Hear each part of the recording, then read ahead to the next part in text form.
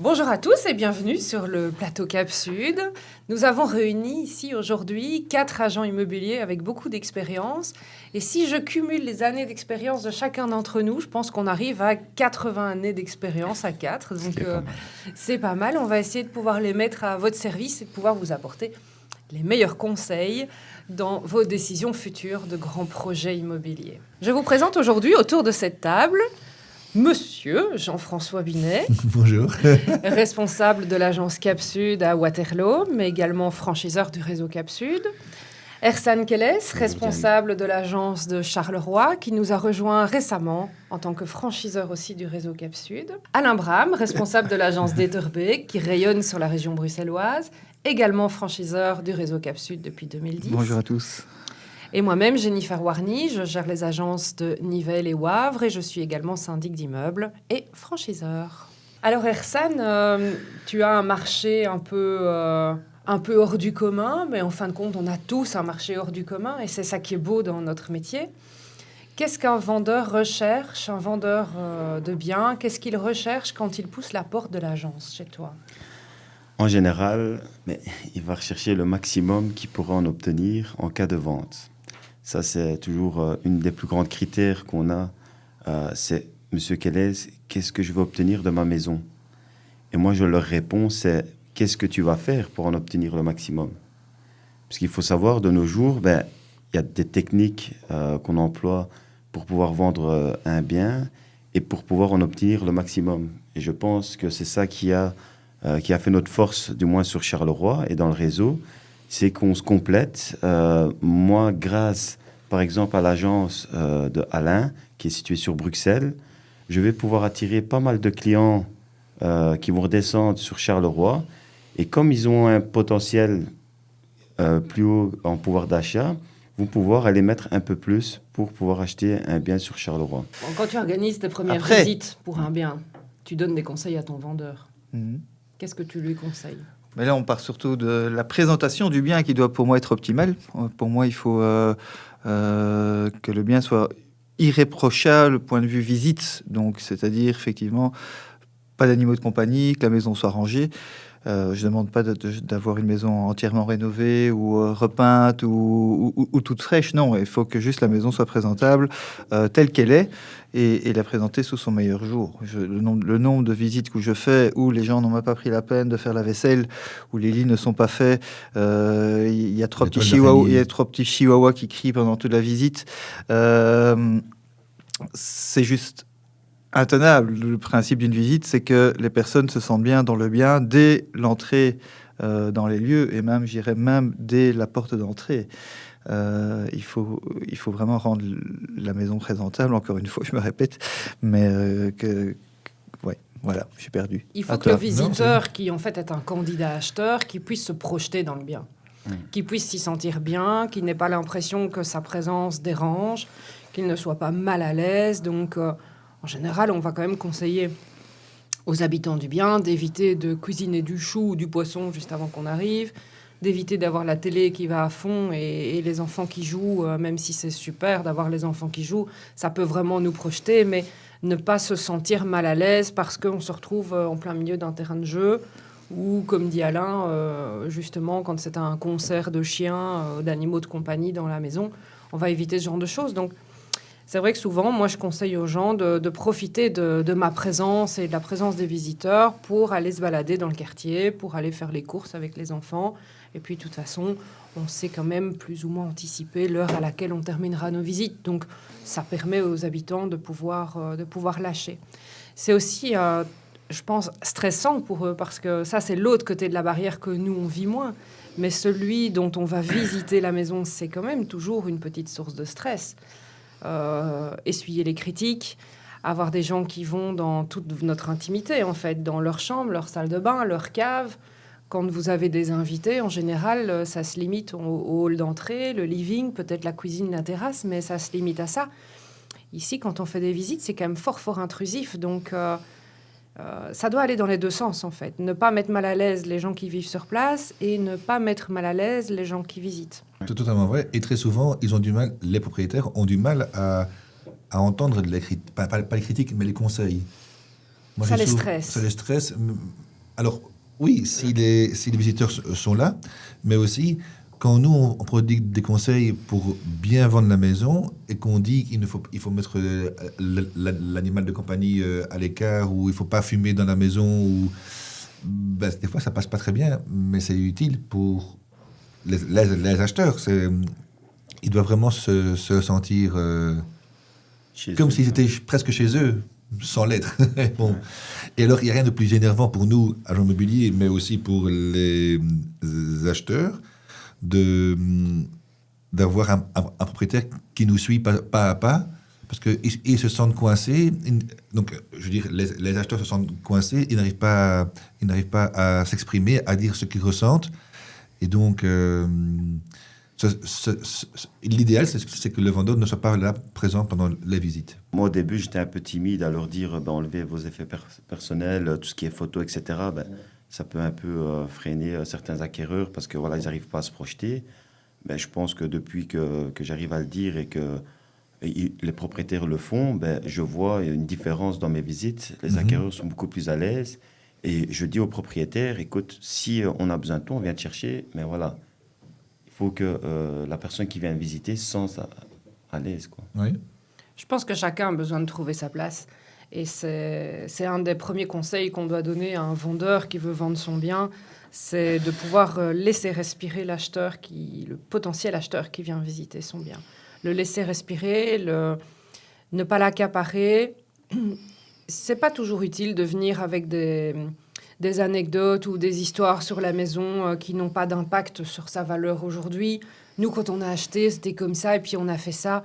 En soi, on s'en fiche. Ce qui compte, c'est la maison telle qu'elle est aujourd'hui. Si la cuisine était de l'autre côté et que maintenant elle est ici, c'est le fait d'être ici qui est intéressant. Le seul élément qui pourrait être intéressant, c'est de dire, oui, il y a eu une cuisine dans une autre pièce, donc les décharges ont été conservées. Elles sont cachées parce qu'on a remis du carrelage par-dessus, mais l'aspect technique peut être intéressant, mais ça va se limiter à ça. Bien sûr. Ce que je fais souvent, moi, quand je suis en visite, c'est...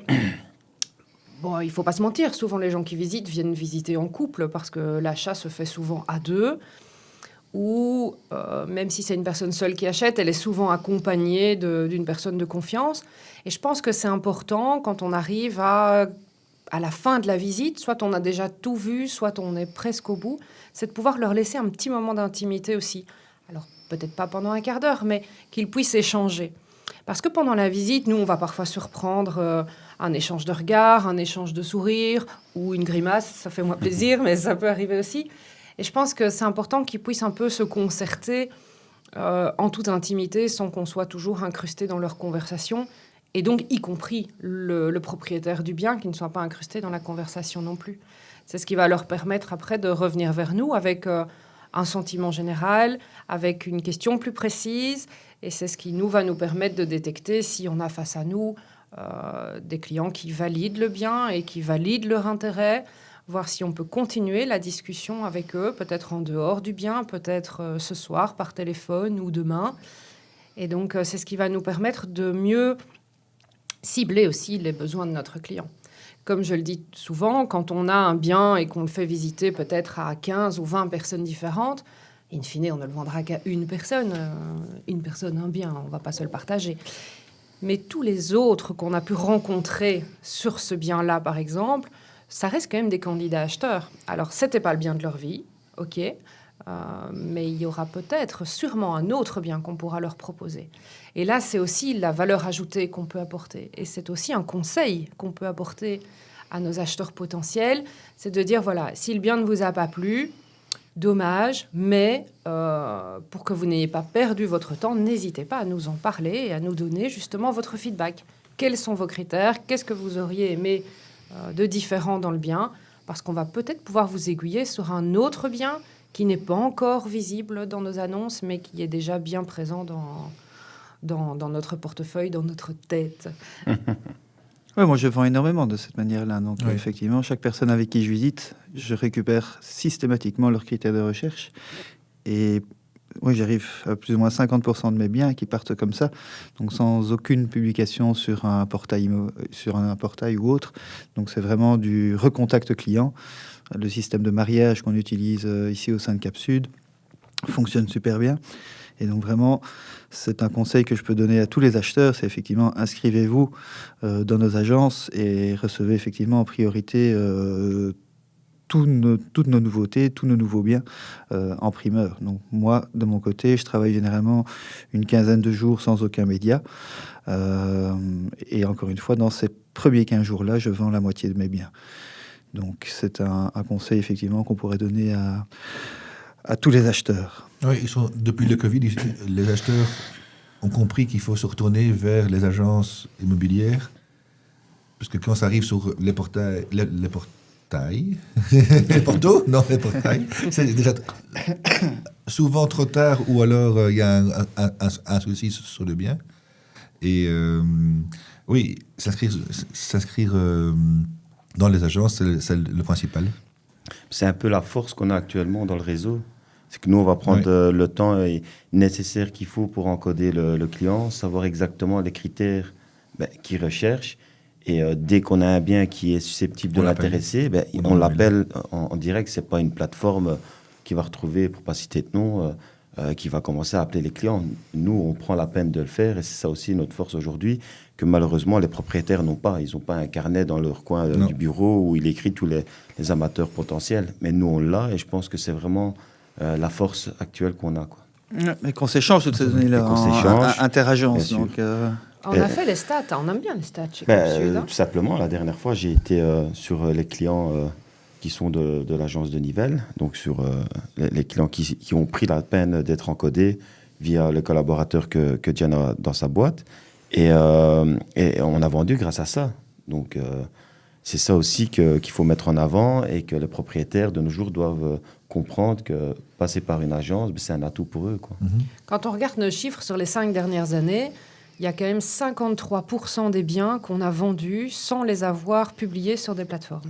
Exact. 53% des biens, c'est un bien sur deux. Ça rejoint ce que tu disais tout à l'heure. C'est énorme. Tu fais 50% de ventes hors plateforme, parce que les plateformes, aujourd'hui, ce sont des endroits où on dépose des annonces et puis on attend. Mais notre métier, en fait, ne se résume pas à ça.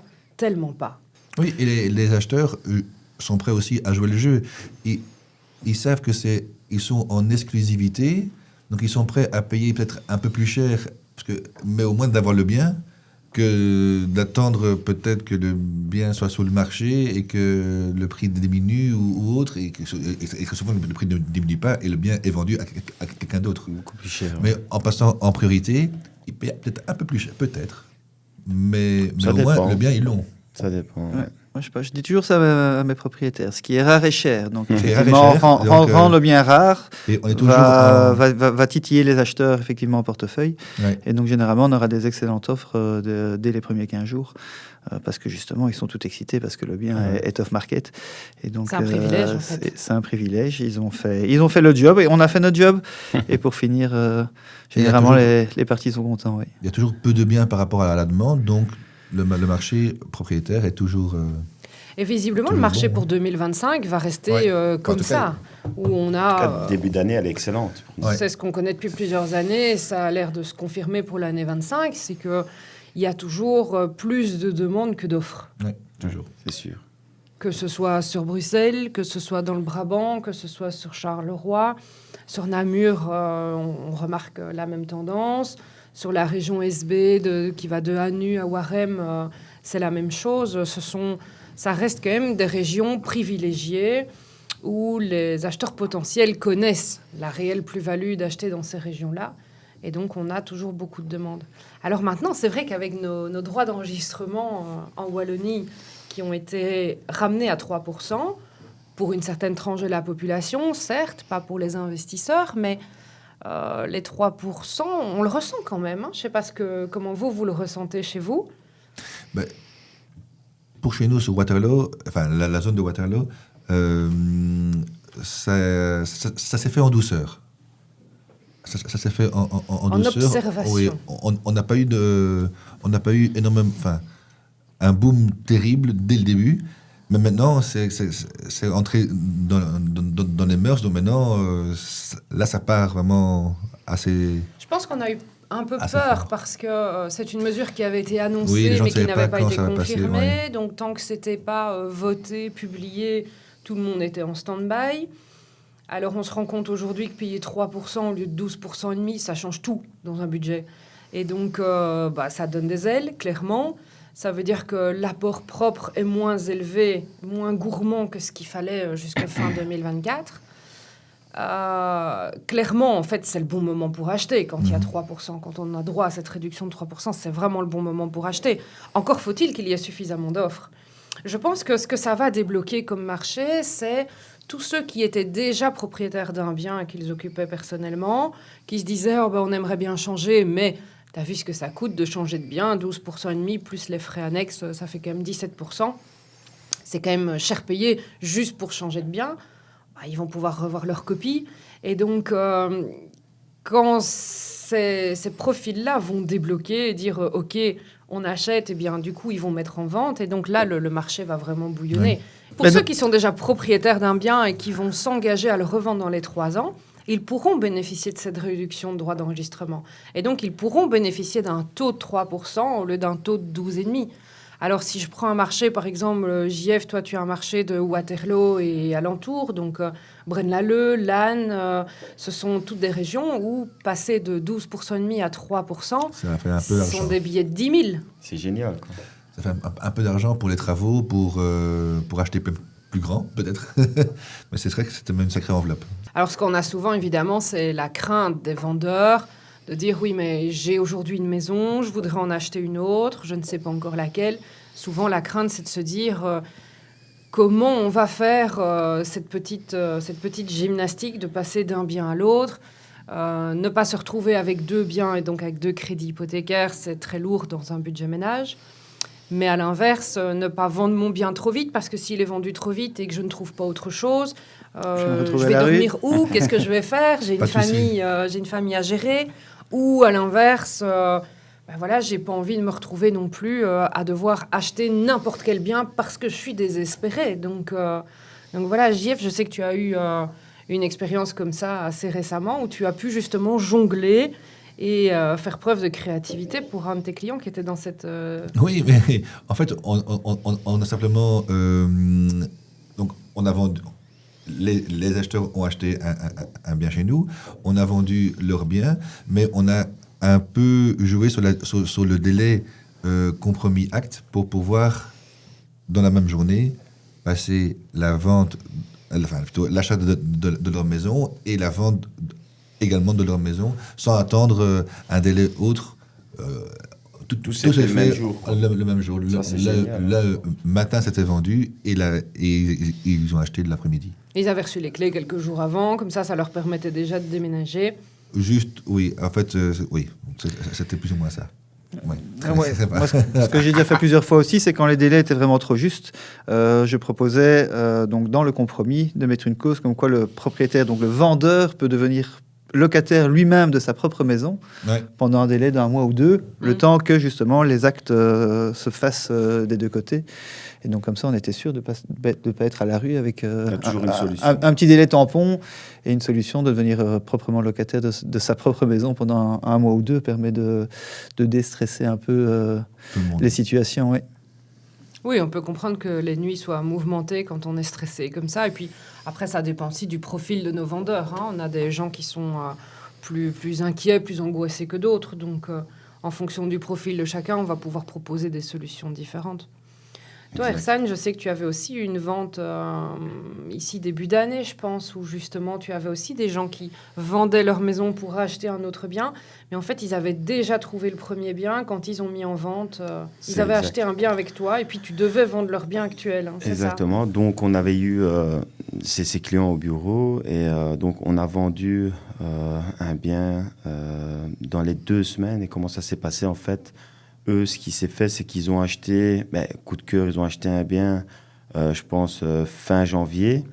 Mais ils n'étaient pas préparés à ça. Donc, nous, on leur a expliqué la mise en vente, comment ça se passe, et les clients qu'on a en attente dans notre portefeuille client.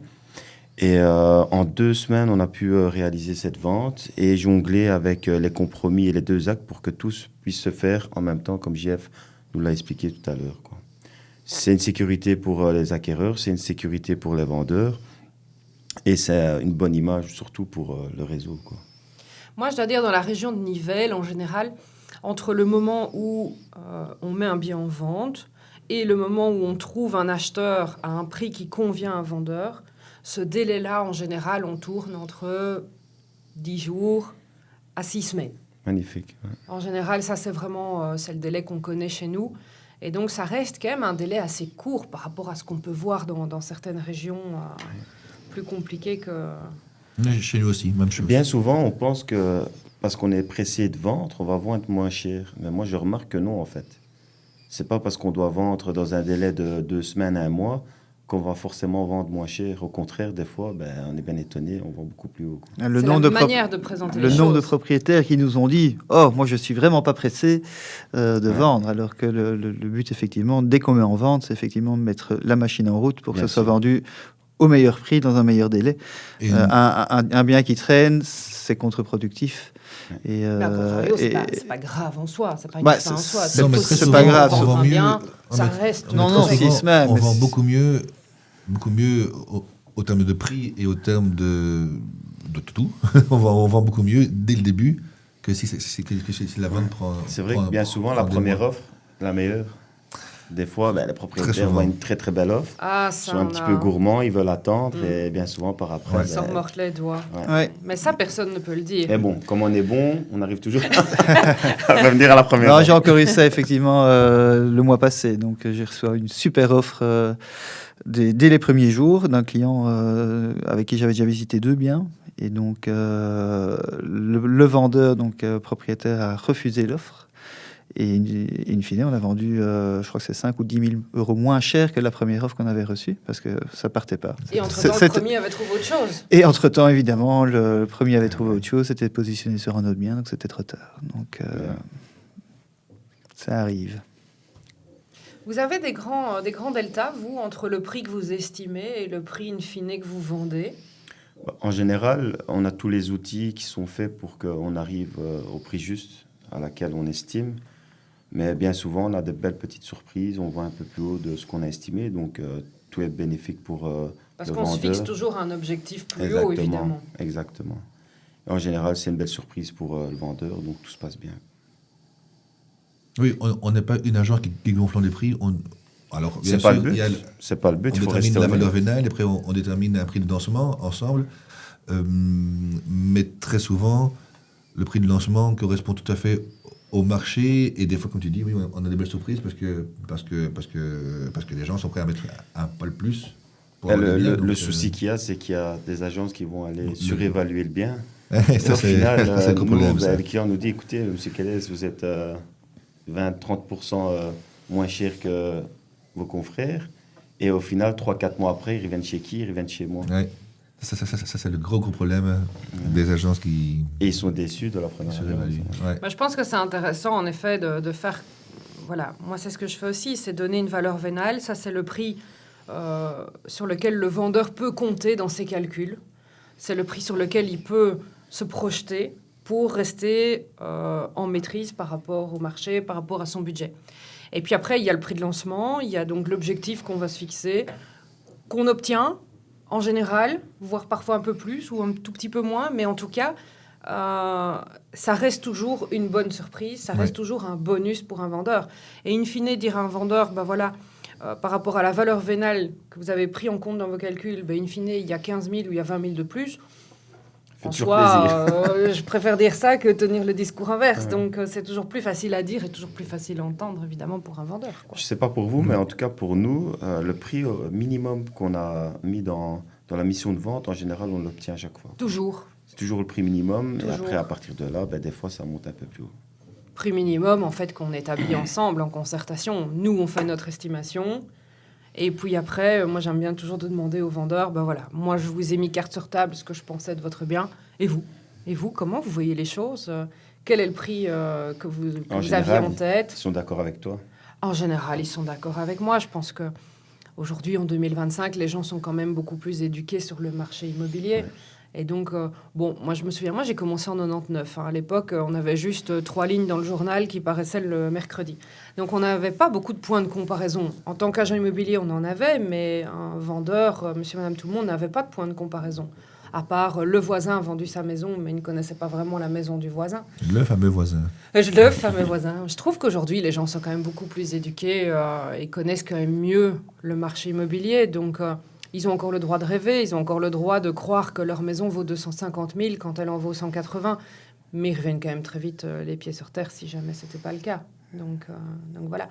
Et avec les outils qu'on dispose maintenant aussi de points de comparaison, on leur montre par A plus B, on sait leur prouver par A plus B effectivement l'état du marché le jour de la mise en vente du bien. Il y a voilà les maisons qui sont aujourd'hui mises en vente, qui sont les biens concurrents, on va dire au leur, et surtout les biens qui ont été vendus récemment dans leur quartier. Effectivement, le voisin d'en face, mais qui avait un jardin plein sud alors que lui a un jardin plein nord. Le voisin d'à côté, mais qui avait tout rénové il y a 5 ans. Donc effectivement, maintenant, on a des justificatifs, on va dire, implacables. Après ça, ça reste toujours des valeurs émotionnelles. C'est certain qu'un coup de cœur, une personne qui tombe amoureuse d'une maison mettra toujours un chouïa plus pour l'acheter que quelqu'un d'un peu plus cartésien qui achète 100 mètres carrés pour la valeur de 100 mètres carrés, point. Sans émotion. En parlant de rénovation, moi j'ai une anecdote parce que c'est une histoire qui a plus de 10 ans, mais elle m'est toujours restée en mémoire. J'ai un jour donc un client qui m'appelle en me disant, donc c'était un client dont j'avais vendu la maison 2-3 ans plus tôt. Il me rappelle, il me dit, vous vous souvenez de moi ? Oui, bien sûr. On doit vendre la maison de mamie parce que voilà, elle a fait le choix maintenant de partir en appartement. Et donc les escaliers, le jardin, c'est compliqué. Est-ce que vous pouvez venir l'estimer ? Oui, bien sûr. Donc, moi, j'aime bien de pouvoir un peu me préparer avant de voir le bien. Donc, je lui pose quelques questions. Bien sûr, où est situé le bien ? Il y a combien de chambres ? Est-ce qu'il y a un jardin ? Est-ce qu'il y a un garage ? Etc. Et je lui pose la question au niveau rénovation. Est-ce que ce bien a été rénové récemment ? C'était peut-être mon erreur, c'est de poser la question sur récemment. Ça veut rien dire, en fait, récemment. Il m'a dit, oui, elle a été entièrement rénovée, la maison. Récemment. Et donc, une semaine plus tard, je me retrouve là, puisque ça avait été compliqué de combiner les agendas pour que toute la famille puisse être présente. Et ça, c'était sympa que tout le monde puisse être présent. Et donc, une semaine plus tard, je me retrouve là à la maison et je me dis, tiens, est-ce que ma mémoire est mauvaise ? Je reprends mes notes et je voyais dans mes notes, donc, rénové récemment. Et je repose la question. J'ai donc les rénovations de la maison ici. Ça date de quand ? C'était il n'y a pas longtemps, oui, c'était il n'y a pas longtemps, oui, c'était Papy Loulou qui avait fait l'électricité, hein, tu te souviens, Jean-Marie, c'était Papy Loulou. Ah oui. Oui, mais enfin, ça fait déjà un bout de temps qu'il est décédé, Papy Loulou. Ah oui, il est mort quand, Papy Loulou ? Ah, mais il est mort quand même en 87. En 87 ? Donc les rénovations récentes dataient d'avant 87, messieurs, dames, attention. Donc voilà, ça c'est toujours les notions, c'est que les notions de petit, de grand. Les grands living, madame ? Qu'est-ce que t'appelles grand ? Alors, si on est à Paris, 22 mètres carrés, c'est très grand. Si on est en pleine campagne, 22 mètres carrés pour un living, ça peut paraître un peu étroit. Donc, tout est relatif, évidemment. Notre premier épisode s'arrête ici. On se retrouvera bientôt pour d'autres épisodes que nous espérons intéressants pour vous, messieurs, dames. Vous l'aurez compris, le réseau Cap-Sud, c'est un réseau d'experts immobiliers à votre service avec beaucoup d'années d'expérience, au moins 80 années d'expérience à nous 4 cumulés. Mais alors, si on rajoute tous nos collaborateurs, je ne saurais pas compter jusque-là. N'hésitez pas à laisser en commentaire s'il y a des sujets qui peuvent vous intéresser, dont nous pourrons débattre une prochaine fois. Ce serait avec grand plaisir si on peut répondre à vos questions. À bientôt.